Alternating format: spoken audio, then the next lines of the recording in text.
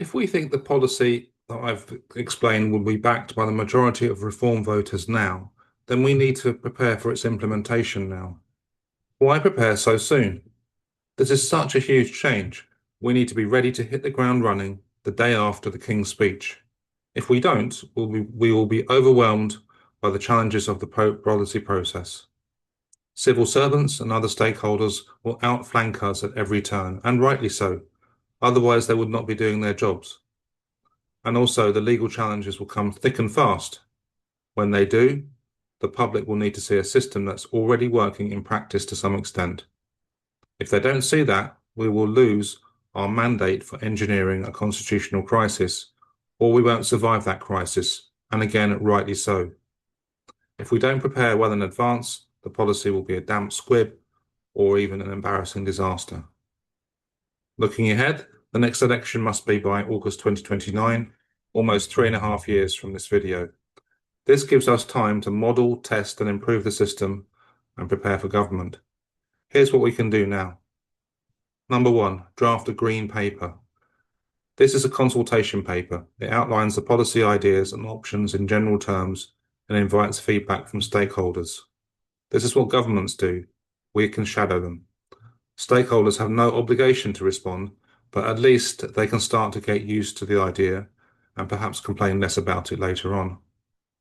We can also start to get firmer support from party members and at the doorstep.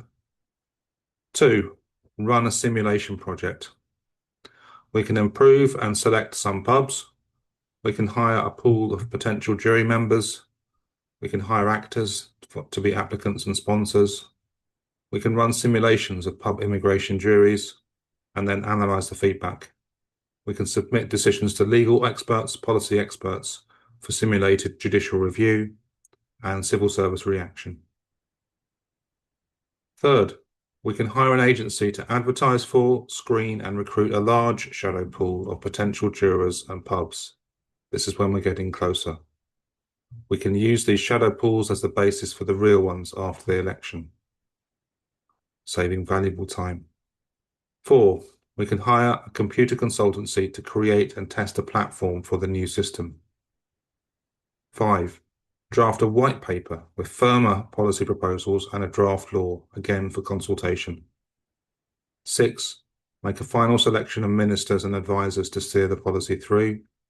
And 7, put the proposals in the election manifesto. Does this guarantee success? No, nothing can. It's a very daring project. It's likely to make or break a reform government. My challenge to you, though, is this.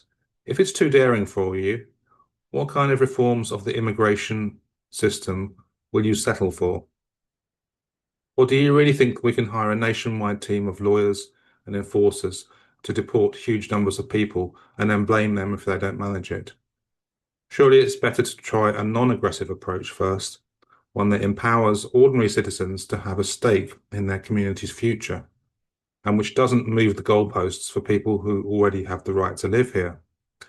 And crucially, my proposals put the politicians on the line, not enforcement agents. Remember, any politician that backs pub immigration juries and wants a seat in cabinet will have to be prepared to go to prison for contempt of court. That will sort the men from the boys, with apologies for a sexist saying.